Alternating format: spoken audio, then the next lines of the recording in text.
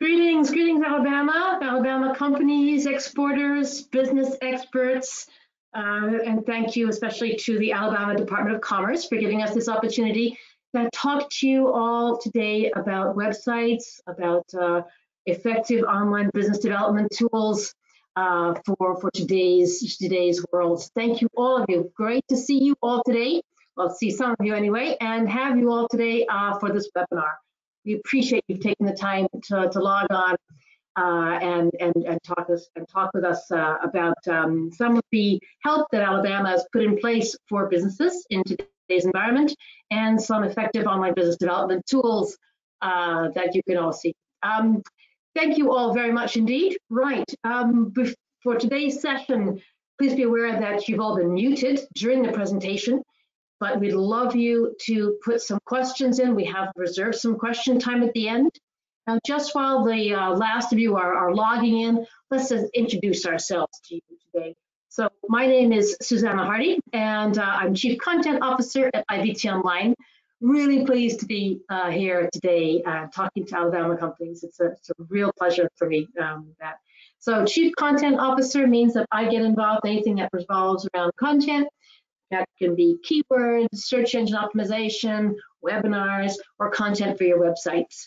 And I'm very pleased to be joined by my colleagues, Samantha Sofici, Business Development Manager. Samantha is an absolute digital native and has an endless supply of good cheer and results and good answers and responses for you to help you navigate the online world.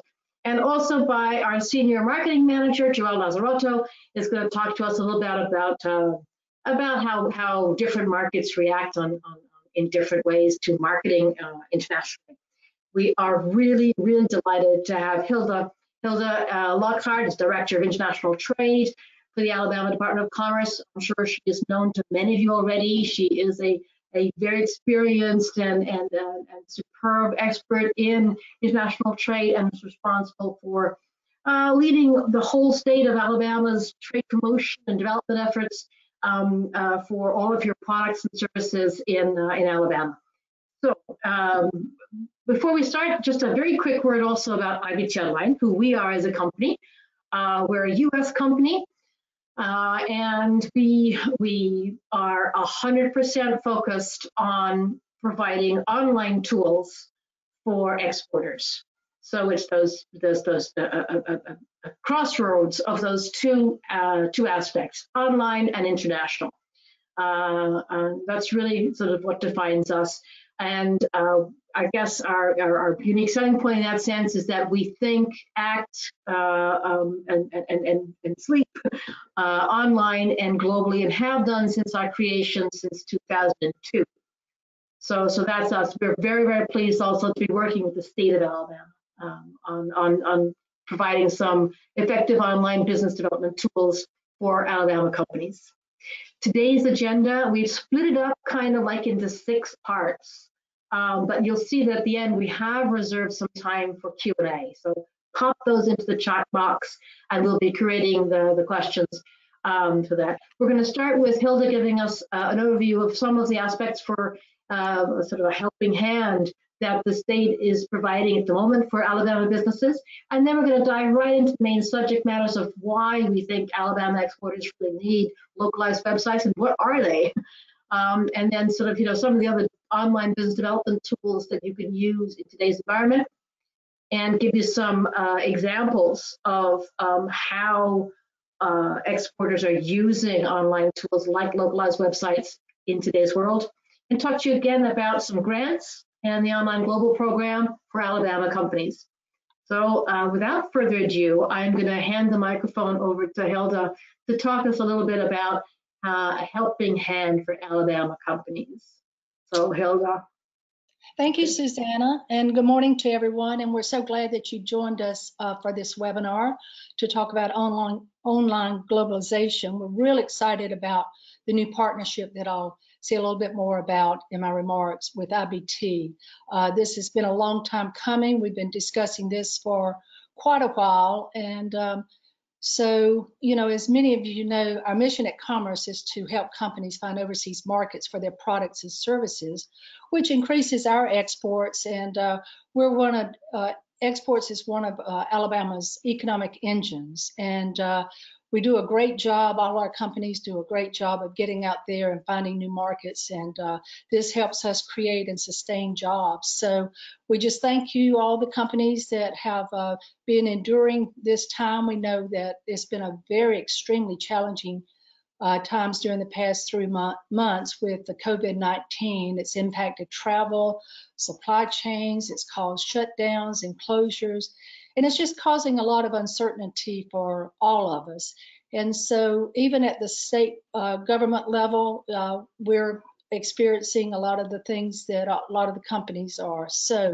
But I wanted to just say a few remarks today about the trade team here at Commerce, because we work with the Export Alabama Alliance, and all of us are still working to grow businesses internationally. So our plans for this year, we were going to take trade missions to Vietnam, Hong Kong, the Caribbean, and Russia.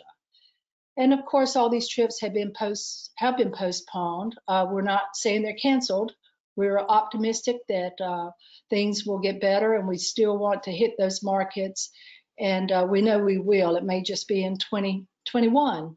In addition, a lot of the companies that we were providing support to travel to trade shows, both domestically and internationally, have all been canceled. So as you can see, everybody's been impacted by this.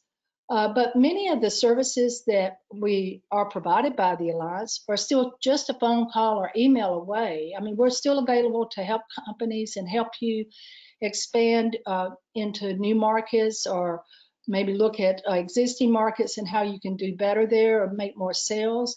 And I just want to just say some of the things that what we are doing. We'll start with our federal partner, the U.S. Department of Commerce International Trade. They're offering virtual export promotion services on their export.gov website. Robert Stackpole, as many of you know, he's our federal partner with the U.S. Commerce located in Birmingham. And he's been working to make companies aware of these helpful webinars. He's been still working with us on getting our trade missions, keeping them intact so that we don't lose the momentum that we've started with that. And I can tell you from a lot of experience and activities that have happened is he's helped us with a lot of issues that have been impacted by COVID-19. So just a big shout out to Robert. And then the North Alabama International Trade Association, NATA, along with the rest of us, continue to promote timely information on overseas markets.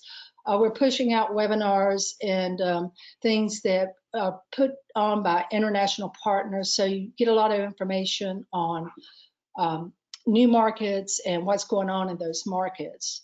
Our other statewide partner, the Alabama International Trade Center, is still providing seminars. They just held one on the USMCA, and they've turned them into webinars, just like we're doing here today.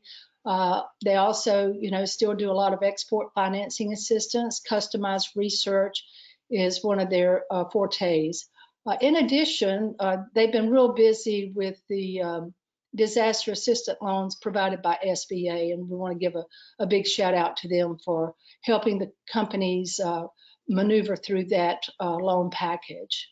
Then we have our Mobile Chamber down in South Alabama, and Christina and Kaylee, they're continuing to reach out to companies, and they're using this time to identify some new to exporters, as well as looking at developing some potential webinars that will all take place in. And then, of course, all our other alliance partners are still there working to help companies navigate international trade and find new buyers for their products and services.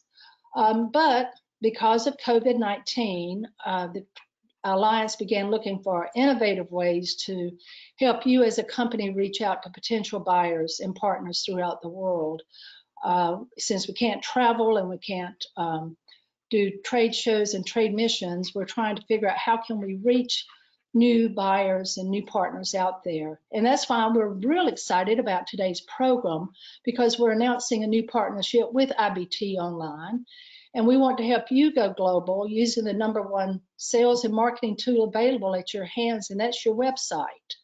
I know that the Trade Center has worked with companies on globalizing their websites, but I think that IBT brings a lot to the table. So they'll be working with us, the Alabama Department of Commerce, to deliver the new Alabama Online Global Program, which is website localization and international online marketing for Alabama companies. Now, IBT, they're not a stranger to us at the state because they've been working with a lot of our sister states for a number of years now through our national organization, SIDO. And so they're no stranger, and we know they're very talented, and they can help small businesses with to market their websites and in their top target countries so that their brand is easy to find, easy to understand, and to do business. So this seemed like the most optimal time to partner with IBT and to bring this their expertise and the opportunity to Alabama companies. Because of COVID-19, it's now even more important for businesses to make their website an effective tool. I know that we have redirected some of our STEP money, which is the State Trade Export Program that we receive funds from SBA. Many of you have probably taken advantage of that. So we're going to redirect some of those funds and put them toward helping companies with website development that can be provided by IBT. We can talk about that a little later. It's not going to cover entire costs, but it's a big chunk of money that eligible companies would really like for you to take advantage of. So we're excited today. They're going to show us some really great information, and then we'll be able to answer questions. And of course, if you don't have the questions, you can always contact me directly, or Bo Lohr or Jeremy Wolf is the trade staff at Commerce. So with that, thank you, Susanna, and we look forward to hearing from Jolie and Samantha. So I'll turn it back over to you guys. Thanks. Thank you so much, Hilda, for those kind words. And we are absolutely delighted as well to get started with Alabama on the Alabama Online Global Program. Now, if I can find my mouse, we'll go on to look at why we think Alabama exporters can benefit from localized websites and what are they. I want actually to call on Samantha to talk us through this part. If you would, Samantha, please. Absolutely. Thanks, Susanna, and hello, everyone. So for today, the situation with social distancing and lack of travel has really accelerated the shift onto online tools.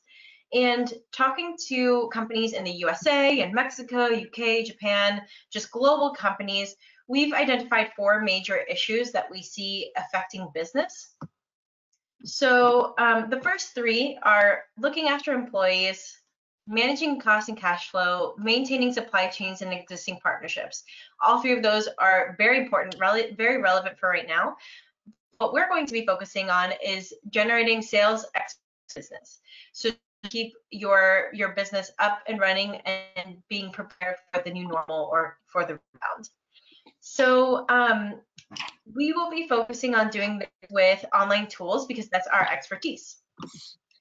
So first, let's talk about why online tools can be effective. It's because of the numbers of the online world.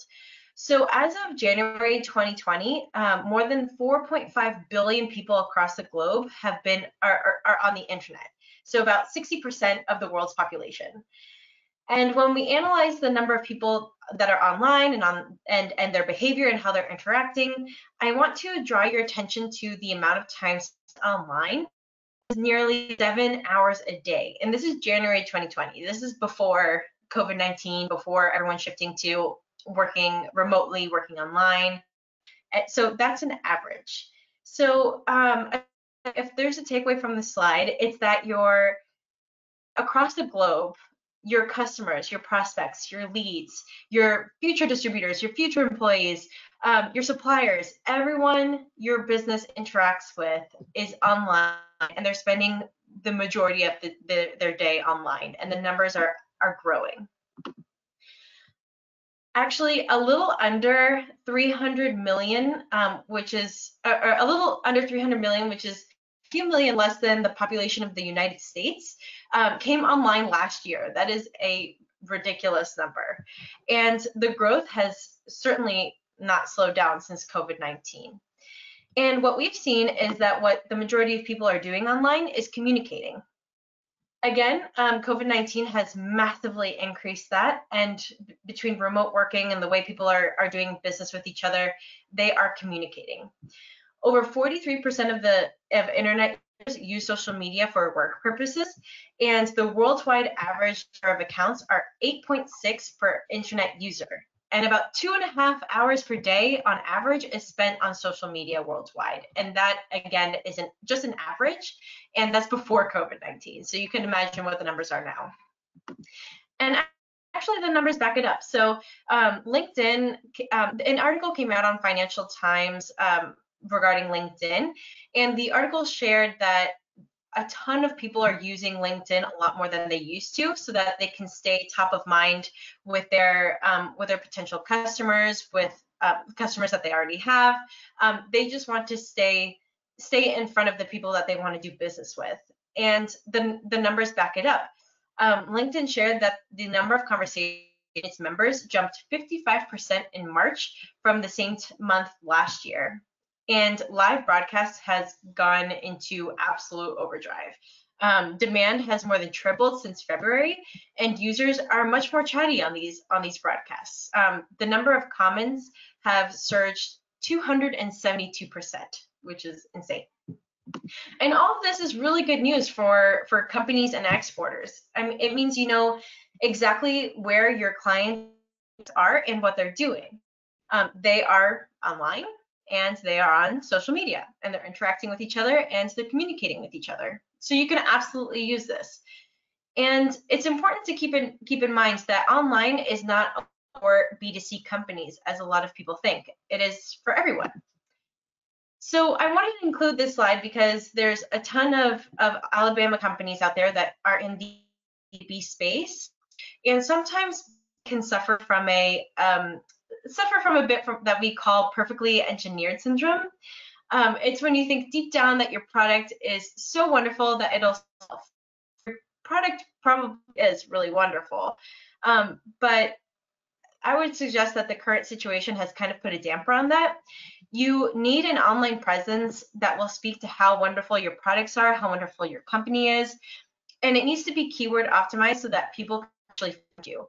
Especially since you're not doing those face-to-face meetings, you're showing a product. It's not something that they can touch and feel anymore. Your web presence will be your face of the company for the foreseeable future.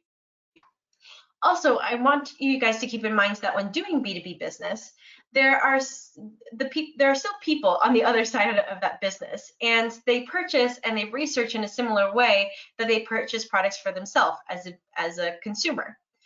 They do their due diligence on their products, on your company, on your competitors, and it's supported by the numbers that you see here. 90% of B2B purchases search before contacting a sales rep or distributor. Over 70% of searches start with generic search, like CRM software, rather than searching for specific brands. And I also wanted to note that another misconception about B2B versus B2C is e-commerce. And it's shown that actually the B2B e-commerce space is 3 times the size of B2C e-commerce.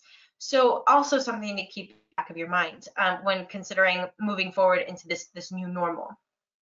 And this is especially important because one of the main tools for business development for B2B companies, which are trade shows and trade fairs and trade missions, these wonderful things that Alabama has supported their companies in the past, have been canceled or postponed. It's actually shown that by May 2020, COVID-19 has closed down over 2,600 events, with thousands more to come, with no real end in sight. So it's, trade shows are canceled, so you need to really hone in on your online tools and social media and SEO presence for your company, so it can offset some of those consequences. And on this slide, we have a few ideas to help you guys out. You can focus your online presence. You can focus on your online presence and on your social media. Optimize those pages. You can join virtual trade shows or trade conferences, or you can just focus on strengthening your relationship with existing customers, among other things. There are a ton of other things that you can do for business development outside of the typical trade show, trade fairs. And keeping up to date with your website and getting it ready for international business is key to get ready for the new normal and for the rebound. And we're hoping that the rebound is sooner rather than later, just like everybody else. There are a couple of indicators of markets reopening and kind of reopening for business. And a really fun one is the luxurious Hermes scarf store in China. Hermes said to have brought in at least $2.7 million in sales on its reopening day of its flagship store in Guangzhou a couple of months, maybe like about a month ago, according to multiple sources. And in an attempt to verify these crazy sales figures, there was a ton of people that were posting online, posting on social media, bragging, going to the reopening of the store. So this is just kind of a fun little indicator that people are starting to open up stores, people are starting to purchase, are starting to do business, and it's absolutely supported by social media. So just as a quick overview, why do Alabama exporters need localized websites? It's because everybody that you're interacting with and you hope to interact with is online. Your clients, prospects, future employees, suppliers, everyone is on the online environment. And you need to prepare for that new normal. You need to have your up to date with the proper keywords, a nice design, because that will be the face of your company for the foreseeable future. And by having localized websites, and it can help you in your international markets by helping you be found, be understood, and do business. And I think now I am going to hand back to Susanna to go over these tools.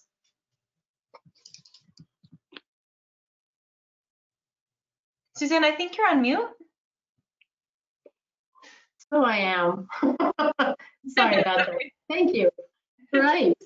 Thank you very much, Samantha, for that expose. And we hope that first section also showed people sort of, how huge the internet is these days, and how important it is on these new world, and how important it is to prepare for that new world that we're all living in. So now let's talk about what we mean by online business development tools and what we mean by localized websites indeed. So basically, there are two types of business development tools. There are two sort of different types. They're obviously interconnected.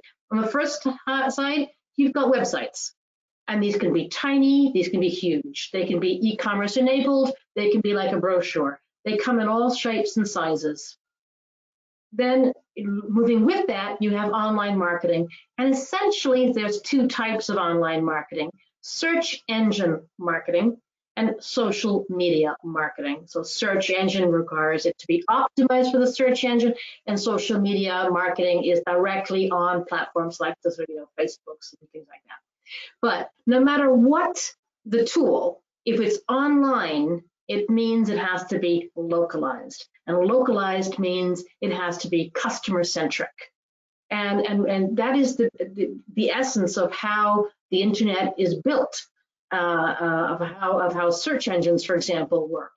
It puts the searcher, or the customer, in the case of a company, at the center of things. So it takes their perspective at all times. So you as a company might want to say, well, we've got the best widget around, here we are. But if you're not relevant to your prospective client, if your content, your language, your website is not relevant, you're invisible to them. Why is this? How is this? As I said, the entire of the internet is structured this way. I mean, if you look at the way, for example, search engines are created, and here I've taken the case of Google, but the same applies to Baidu or Yahoo. They're all the same. Why can't you just take your Alabama website and stick a couple of foreign pages on it? It just doesn't work that way because Google knows that that Alabama website is not relevant for that prospective buyer you've got in Japan or Germany or Mexico. Google essentially takes the perspective of the Japanese client or the Mexican prospect. So does your website end with an MX for Mexico or a JP for Japan? Is it in Japanese? Is it optimized for the for Saudi Arabia if you're looking for Saudi clients? That's what we mean by search engine centric or customer centric and localization. Now, a lot goes into localization, and we'll talk a little bit about that. But remember those terms of customer-centric equals localization. So Samantha and I put together a little funny example. We thought, what can we not have happen in a webinar? We cannot let our dogs bark during this webinar. That'd be very embarrassing. So we looked at squeakless dog toys. Samantha, sitting in Florida, looked at google.com. That's on the left-hand side of your screen, google.com. And she put in squeakless dog toys in Google. And she got things like chewy.com, amazon.com, freedompoolharness.com. I happen to be sitting in the UK at the moment. So I have my search engine, which is google.co.uk. Same company, same search engine, it's Google. But Google in the UK is focused towards the UK market. So it knows, and it knows that I'm sitting in the UK, so it gives me google.uk.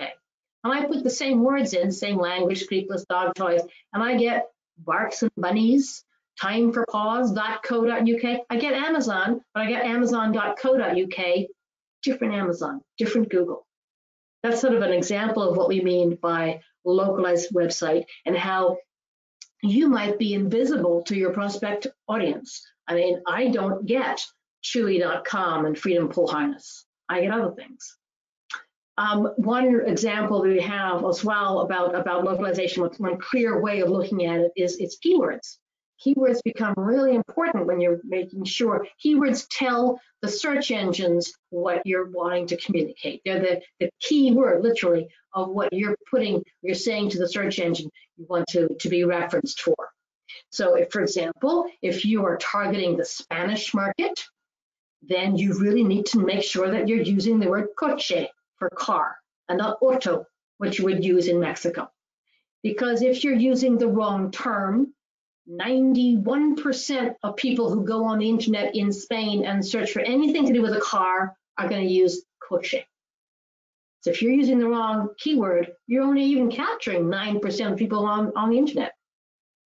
A lot goes into localizing a website. And I've listed here on this slide the 10 criteria that we highlight for localization. You'll note that translation is 1 out of 10 criteria. Having the right domain name, having the right regulatory requirements and meeting those requirements, having the right content management system, the architecture that the website's built on, hosting, all of those things play key roles to make sure that the search engines consider you relevant. And that's before we can talk about serious content. So when we're looking to reach out for you as an Alabama company, when we're looking to say you need to, if you're targeting, the German market, then we need to make sure that there's an effective business tool for you, online business tool, such as a website, which can really speak to the German market, for example. And the first thing you want to do then is make sure that you have a localized website with all these different criteria. And some of the main ones are keywords, which we talked about, but also relevancy. How relevant are you for that client? How relevant are you for that prospect? And that's going to determine how easily and well you reach them and that they understand you. And that understanding, which is so key for any kind of the trust that you need in the buyer's journey. So very often what we see for companies is, let's say you have an Alabama, sort of a US website based in Alabama. And from that, you've got maybe some search engine optimization. You look at your keywords, you optimize it for the search engine. You might have some social media activity circling that website, as it were, to make sure that your US client base finds you. You might have two really hot target markets, France and Brazil, for example. And you'll say, wow, France, well, France is a really hot market for us. We see a lot of prospects there. Let's develop our own little microsite or big site for the French market, but it's dedicated website. And from there, you'll have dedicated search engine optimization, dedicated social media to really speak to that French market that you think is a strong potential market for you. Or in this case, I put France and Brazil. Both cases, they link back to your US website for brand consistency. And that's going to be really important as well to make sure that your brand is always really consistent. Before I turn over to Samantha to talk a little bit about what we mean about buyer personas and things, I want to launch a quick poll. So please take your mouse, and click on the countries or areas that most respond for you for this question. What are your top target markets at the moment? And I apologize, I could only put 5 in. So there's this great big other one which said Middle East and India and Africa, you know, but I tried to highlight the ones where Alabama has a strong export record, like Japan, China, Germany, Mexico, Canada. So what are your top markets there going forward? And just to give you some indication of those, a lot of you are looking at Europe. Which is great, lovely. And a lot of you are also looking at Latin America. And I'm beginning to wish I really had detailed the other section, because it looks like a lot of you are looking at that huge other continents of India, Africa, and Middle East. But thank you all for replying. We'll have 2 more polls during the webinar, but thank you all for replying to that. And now I'd like to pass over to Samantha to tell us a little bit about a buyer persona and the buyer's journey. Samantha. Sounds good. So as HubSpot themselves define it, a buyer persona is a semi-fictional representation of your ideal customer based on market research and real data about your existing customers.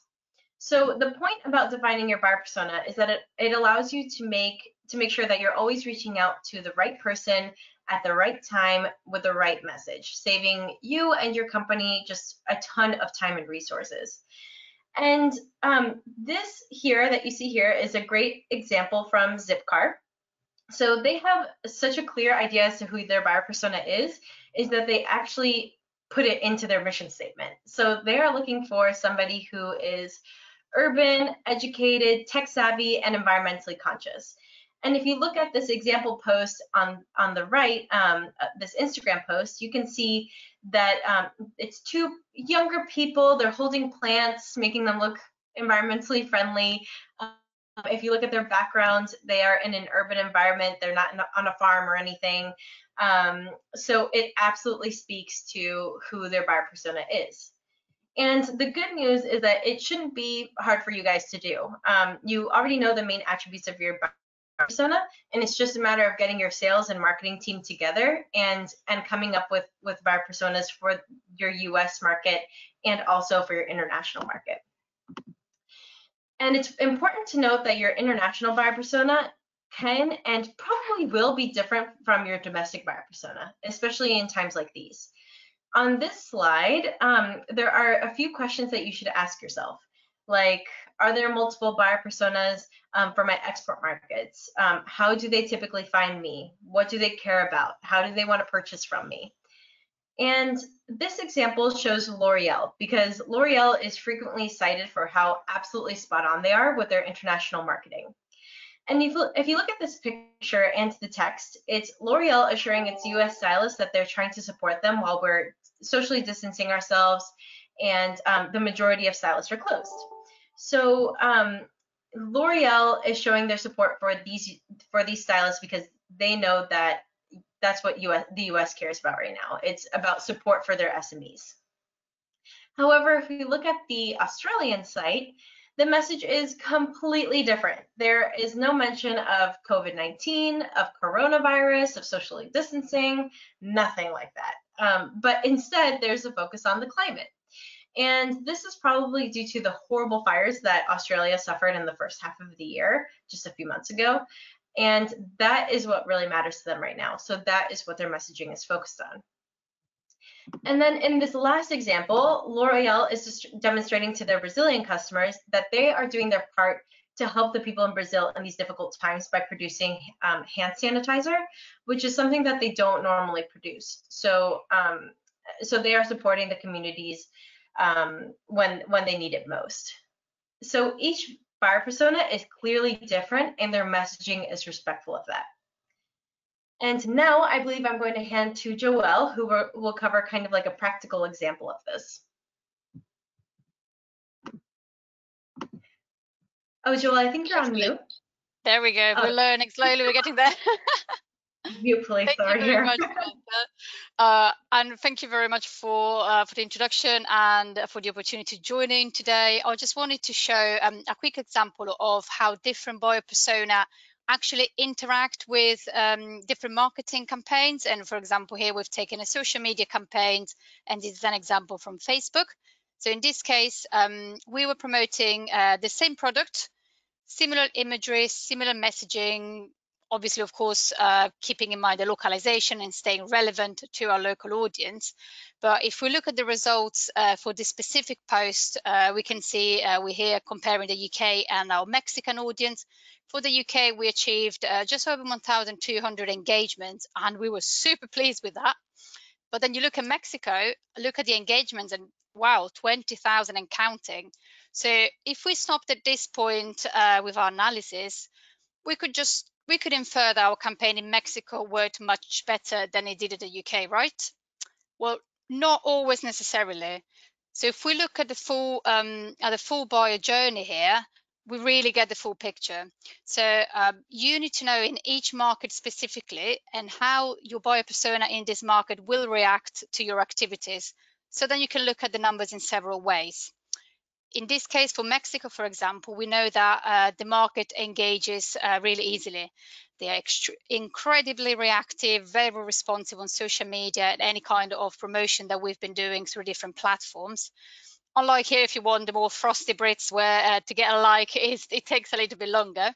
But then if you look at the actual conversion, so this is really the important bit for companies, as these indicate how many of these people they've interacted have actually went out and bought the product or requested a quote or reached out to the local distributor, then the numbers are pretty similar. So if we're looking at in this case, the yellow and the greens. So this just to show that we know from experience that you need to get those high level of engagements in Mexico to ensure that you can get a good level of conversion or sales in this case. Whereas in the UK, less engagement doesn't necessarily mean lower sales. So each market has a very specific buyer's journey that is linked to the different buyer persona that you're trying to reach, and you really need to take into account these market specifics, especially at times like today when building your international marketing strategy. And that's it for me. So I'll hand back over to Samantha. Thank you. Excellent. Thanks, Joelle. So these next 3 slides are examples of infographics and resources that we have on our ibt.onl website. And we actually have attached 3 handouts to this specific presentation for you guys who have attended. They are infographics covering the online environment, social media, e-commerce, how each country interacts with e-commerce different social media platforms and everything. They're free, they're on this webinar, so please feel free to take a look at them, because it's just really interesting to see how each country interacts with social media, with e-commerce, with the internet in a different way. And here we have 3 examples of the top 3 markets that Alabama exports to. So the first example is Canada, and for example, in Canada, it's important to note that YouTube is the #1 social media platform, and people spend about an average of 25 minutes per visit. So something to keep in mind for your buyer persona.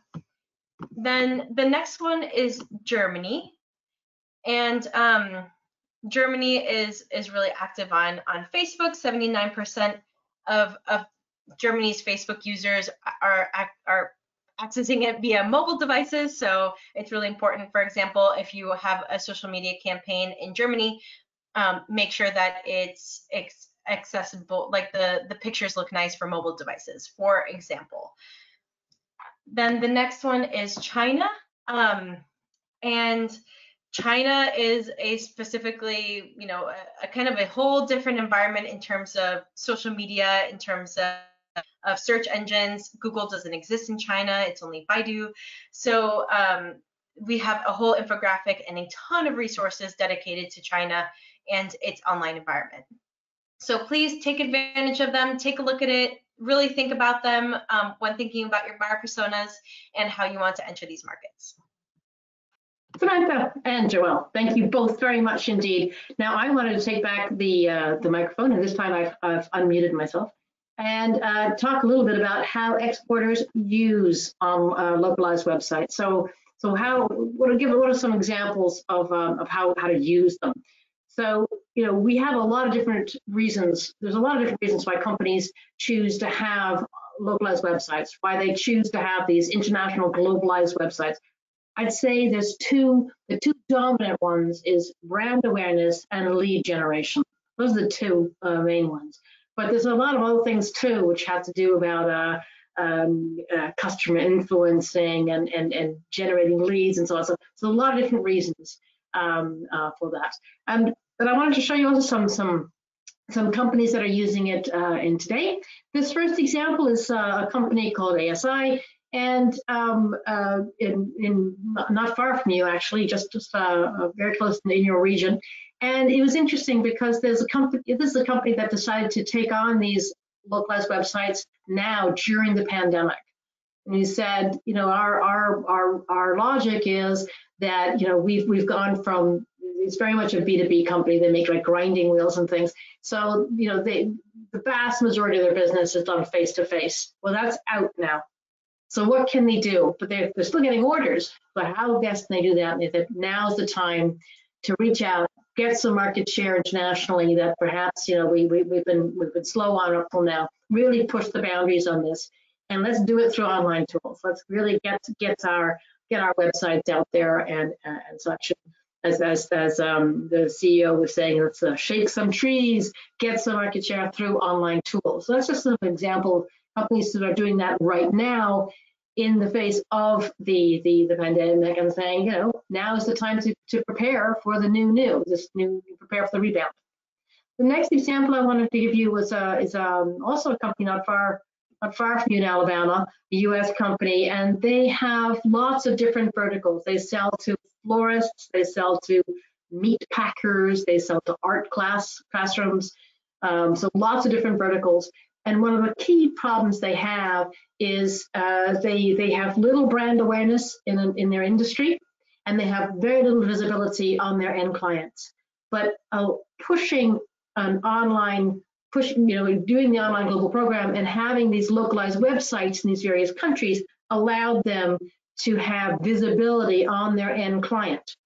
And therefore, they were generating the leads for their distributors, but having visibility on their end clients as well and building up that brand awareness. If you want to hear more, by the way, you're welcome to go onto our website and you can click through to various videos, video testimonials from, in this case, Anne, who's the CEO of the company. This next example is it's a Florida company, much more tech, very much tech company, quite high tech, very specific, and they sell to engineers especially. And one of the problems they had was always getting the full message across via their agents. And they just found that the websites allowed them to pass a very complicated message across in a very friendly way, and allows their agents, international agents, to promote their brand better as well.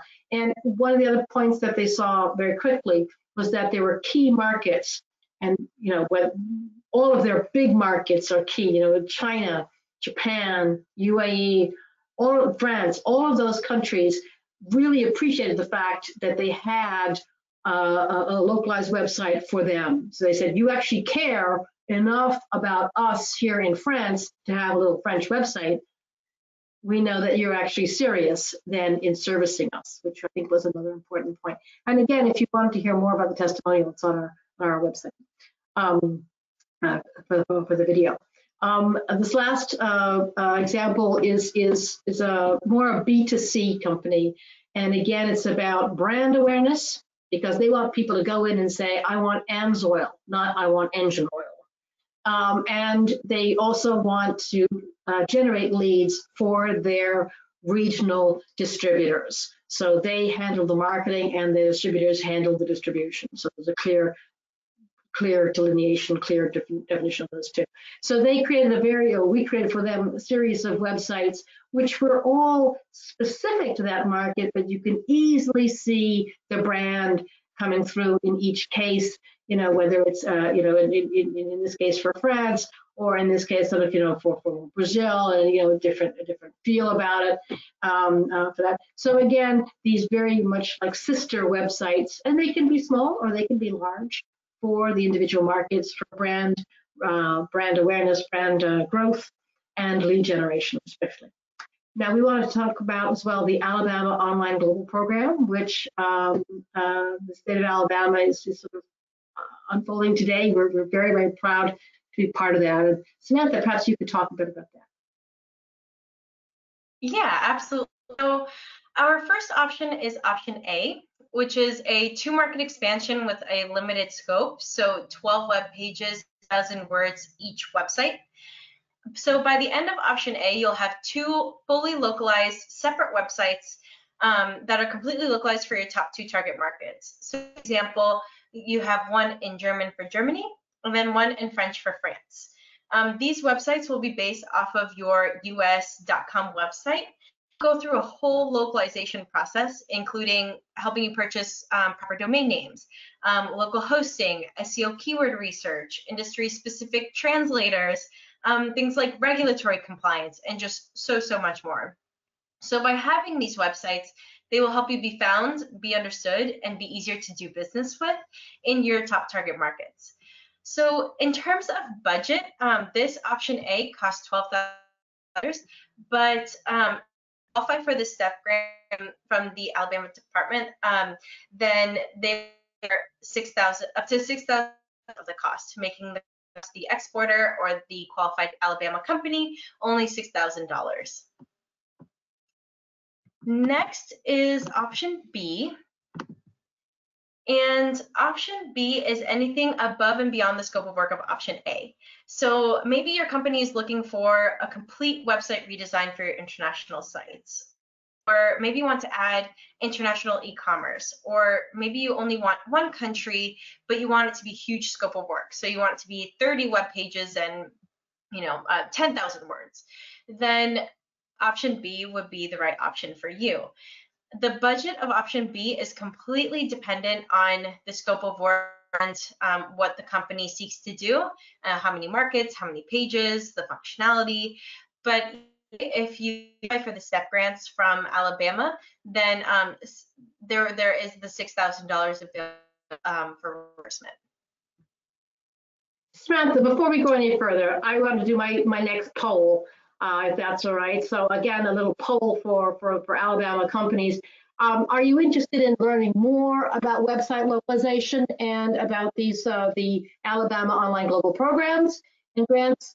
If you are, let us know. It could be option A or B, whichever. We can discuss those for you. But if you are interested, then please just let us know. Just click the thinking about it or the yes please, and we'll get in touch with you. I have to say thank you very, very much for that enthusiastic response, and we will be emailing you in due course and talking about that. I'm going to close that poll and go back to Samantha now. Thank you very much indeed for that. Excellent, thank you. So the third service that IBT Online provides is option C, and option C is international online marketing. So it's a monthly ongoing program of search engine marketing, social media marketing, and reporting and analytics. So if you guys need help in this department with social media, with paid ads with organic search engine optimization, then we absolutely got there in your international markets. And the budget program is $1,500 per market per month, with a recommended ad spend of $900, but that can be changed according to what you need as a company and what your goals are. And there is that STEP grant available to cover up to $6,000 for eligible Alabama companies. So if this is something that you find interesting, please don't hesitate to reach out. And again, Samantha, let's just ask people directly if this is something that they're interested in. At the moment, with the sort of the international online marketing, if that interests you as well, please let us know, and we will be reaching out to you in due course with more information and more data, and finding out which markets you want, and trying to find some solutions for you in those markets. And again, we're really pleased. Thank you so much for that enthusiastic response as well. Interesting to see the numbers are pretty similar to the how many people want websites and how many people want online marketing. So that's great to see. Thank you very much indeed. I'm going to close that poll, and now I think we're pretty well at the question time. Just some quick little takeaways before we actually do the question. Just sort of summing things up, really.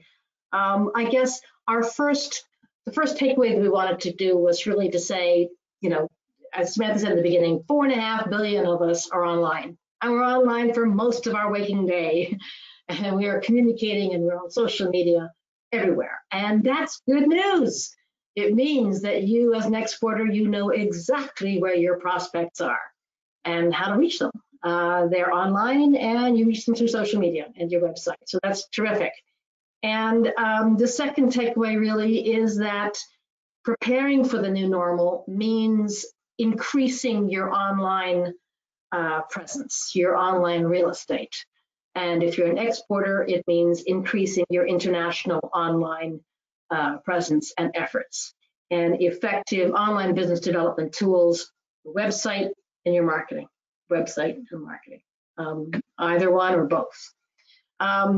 The next takeaway we have very clearly from our point of view is that anything online, whether it's your website or your marketing, is localized, which means that it's the customer centric.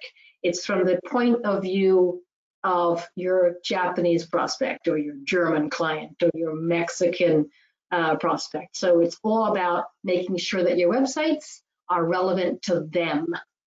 And in order to be found, be understood, and do business internationally with those customers. And then, with that, communication really is relationships, and building relationships in these times is really going to be so essential. You're not going to go to a trade show in September, most likely. Who knows? But maybe you've already probably missed a few. You're no longer going around shaking hands with all of your potential customers quite so readily. Building relationships, you need to continue communicating. And if you're an exporter, you need to communicate internationally. Our last takeaway really is that the state of Alabama has really been very thoughtful about what kind of innovation they can give, what kind of innovative products they can give Alabama companies right now. And the online global programs respond to that. It's online, it's international, it's global, and it's very affordable. Alabama's been very generous to do that. So we're very, very pleased to be working with the state to help for that. I guess our final message is that these are strange times, and look after yourselves, look after your communities, and look after your loved ones. There you go. So hopefully, I've seen quite a few questions popping in as we've been talking. So I'm hoping, Joelle, if you've managed to look at some of the questions at all. Absolutely. Thank you very much. Well, First of all, thank you very much, Hilda, Susanna, Samantha, for a great presentation, very informative session. We've had a lot of questions coming in, but if you still have any questions that you'd like to submit, please do use the put them into the question box. If we don't manage to answer them all today, we'll get back to you in due course. And a few people have asked, we will send a recording of today's webinar over the next couple of days. So do check your inbox for that as well. Perfect. So I've tried to, we had a few questions, so I tried to kind of group them together to make sure that we can answer as many as possible. So maybe to get started, was a lot of interest at the beginning of the webinar. So maybe a couple of questions for Hilda to get started, if that's okay. So to get this process started, how does it work? Do we call yourselves? Do we call the IBT? How do we get started? Well, in order to take advantage of the STEP funding that we have from SBA, you have to fill out an application, and then you have to be designated as an eligible small business, which is by SBA's requirements. And once that's done, and then we will have to kind of tell us what you're thinking about doing. And if that is approved, we have a statewide selection committee that looks at every application. It's made up of Robert Stackpole and Brian Davis with AITC and the U.S. Commerce. So we don't just take it from the Alabama Department of Commerce. We want everybody to buy into it. So first of all, you need to contact Bo Lohr or Jeremy Wolf and get that application in the process. And then I think IBT will then step in. So that is pretty simple, but you can't go forward until you complete the application. Understood. That's very clear. Thank you very much, Hilda. And related to that, is this a service that will continue in time, or is it limited to the current situation? And a lot of people are asking whether there is a set number of companies that can apply for this opportunity. Yeah. Well, like I said at the beginning, we've been talking about this for a good long time, and so now it's in the process, and we hope to continue it as long as we have the STEP funding available. So it's not something that will go away.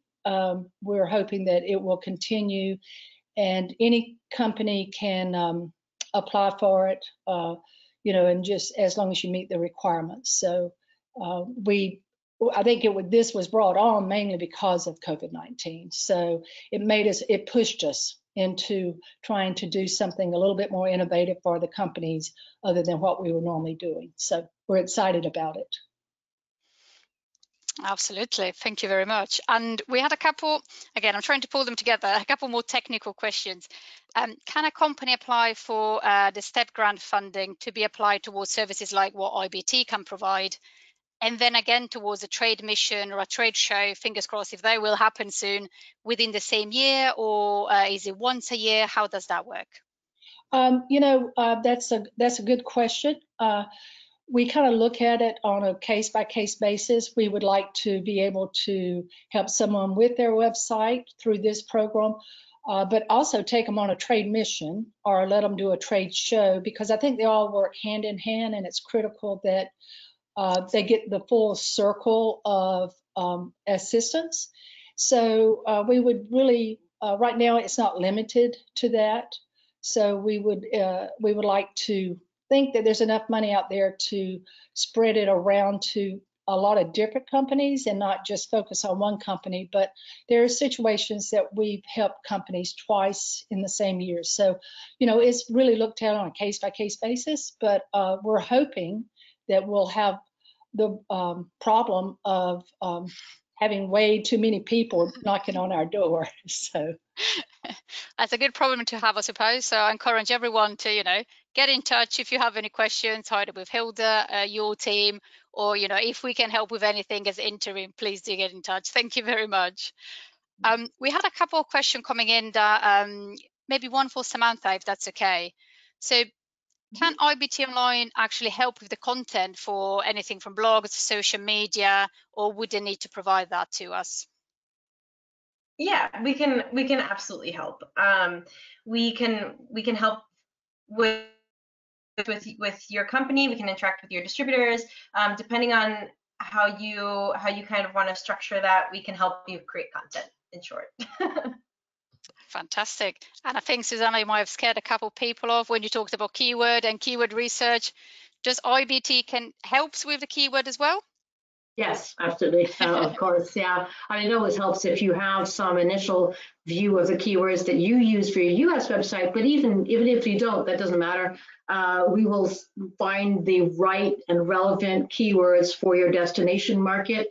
And we have a multi-tool, a sort of a multi-approach, a multi-layer approach of finding the right keywords that are best for each market.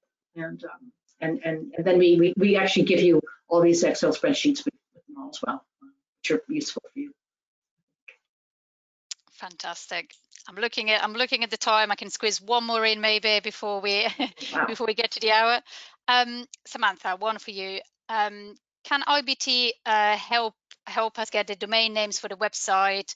Some people have had issues in the past. Do you need people on the ground for the specific markets? How does it work? Yeah, absolutely. So if you decide to do option A, for example, in the kickoff conference call, we'll have a discussion about domain names. And we'll make a few suggestions. And if you have any trouble purchasing them, I know a few countries do require either a passport number or an address within the country. We have other ways to get around it. There are other options. Fantastic. Joelle, I see that there are other questions, but I'm conscious of time. We said we would keep this to an hour. We want to get you back at your desk in time. We will respond to your questions, therefore, by email for the other ones, because I see that there are also quite specific ones about e-certification. There's ones about digital recognition, compliance, all sorts of things. We'll reply to them by email. So we really wanted to thank Hilda and her team. Really fantastic resources for Alabama companies. Take advantage of it. These are really difficult times, but there are solutions, and these hopefully can help in these times as well. So then I wanted to thank my colleagues Joelle and Samantha for great presentations, and thank again Hilda, Director of International Trade, the Alabama Department of Commerce, and her team. Thank you very much, and thank you all for attending, and we will see you online again soon, we hope. Thank you also for your questions, and we'll see you all online and hopefully offline someday soon. Thank you all. Bye-bye. Bye. Thank you, IBT. Appreciate it. Thanks. Thanks, Hilda. Bye-bye. Bye-bye.